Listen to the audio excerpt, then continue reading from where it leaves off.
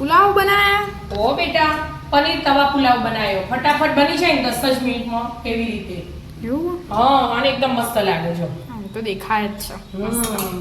કેવી રીતે બનાયા? હેડ શીખવાડું તને? હેલો, આજે બનાવવાનું પનીર તવા પુલાવ. ઓહો. હા, 10-15 મિનિટમાં બની જાય ને કેવી રીતે, અને લાગે એકદમ મસ્ત.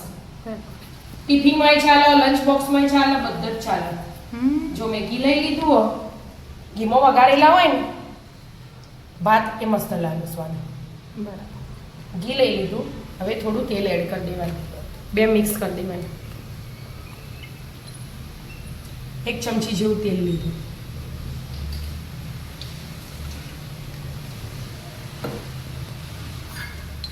બધું શાક સમારીને તૈયાર કર્યું.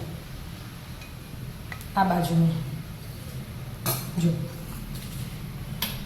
આ મકઈ હે ને એ બાફીને લઈ લીધી હો, વટાણા એ બાફીને લીધા અને બટાકું એ બાફીને લીધું.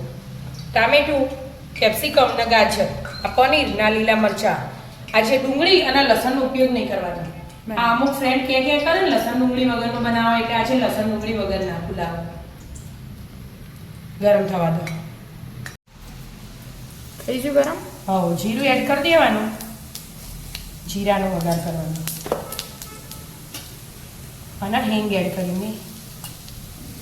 હિંગ ના ખાતા એને નહીં એડ કરવાની, એટલું જીરું જ નાખવાનું. લીલા મરચાં અને આપણે હું પહેલા ગાજર નાખી દઈશું. આ 3 શાક તો બાફેલા, આ 3 ચડવાના હોય. એમાં કેપ્સિકમ ને ટામેટા તો વાર ના થાય, ગાજરને થોડી વાર લાગે, એટલે એના હું પહેલા 1-2 મિનિટ સાતળી દેવાનું. હવે કેપ્સિકમ? હા, કેપ્સિકમ ને ટામેટું 2 હાથે. બરાબર. એ બેને થોડી ચડતો, એ 2 ને થોડી વાર લાગે, એટલે 2 મિનિટ જ, વધારે નહીં. એ મિક્સ કરી દેવાનું.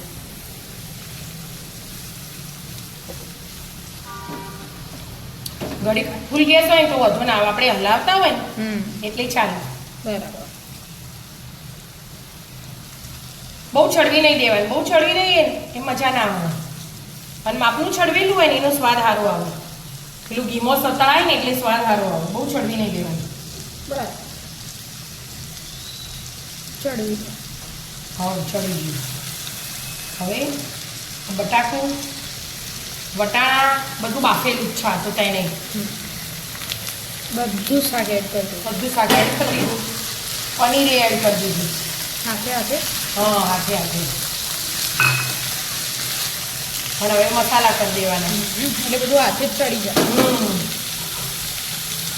આપણે ભાતનું મીઠું ભાતમાં કરી દીધું એડ. ભાત બાફી લીધા ને એટલે મીઠું, એટલે આપણે આ શાકનું જ એડ કરવાનું. મીઠું એડ કરી દીધું, મરચું એડ કરી દીધું, થોડી હળદર એડ કરી દીધું, ધાણા જીરું એડ કરી દીધું. અને મસ્ત આમ લાલ લાગે ને એના માટે કાશ્મીરી મરચું 1 નાની ચમચી એડ કરી દીધું ને. અને 1 ચમચી જેવો પાવભાજી મસાલો.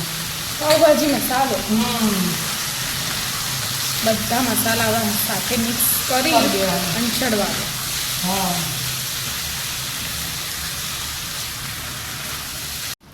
થઈ છે મસાલા?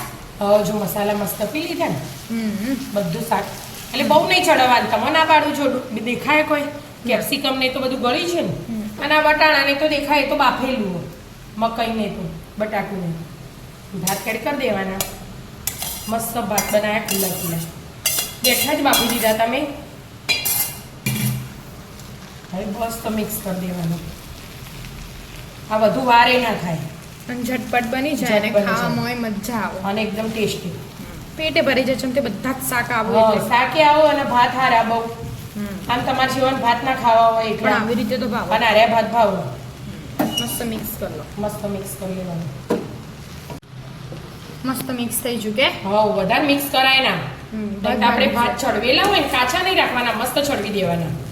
એટલે હા, નહીતર ભાગી જાય. બહુ હલા કરીએ ને એટલે. સમજ મેં આવું તો આવી તો લીધું. અને ધાણા ભભરાવા તો ભભરાવાના પણ અત્યારે ચોમાસાના ધાણા બહુ મોંઘા હોય ને ના ભભરાવા ને તો એ ચાલે એમ. મસ્ત ખુલ્લા ખુલ્લા આમ દેખાવથી જ મસ્ત લાગે અને સ્વાદમાં એટલા મસ્ત એવું અને healthy and tasty. Healthy tasty તો કહેવાય. બધા શાક પનીર એ હેલ્ધી કહેવાય, ભાત હા. હેલ્ધી કહેવાય. વટાણા મકાઈ બધું એ બહુ વધારે ઝંઝટ કરવી ના હોય ને તો આવું ફટાફટ બનાવીને ખાઈ બનાવી લેવાય. લેવાય. ટિફિનમાં ચાલો, લંચ બોક્સમાં ચાલો, બધી ઘેરે ચાલો. હમ તો આવી જાઓ મિત્રો મસ્ત મજાના પનીર તવા પુલાવ ખાવા. મિત્રો અમારા વિડીયો ગમતા હોય તો લાઈક શેર અને સબસ્ક્રાઇબ કરજો. રાધે રાધે.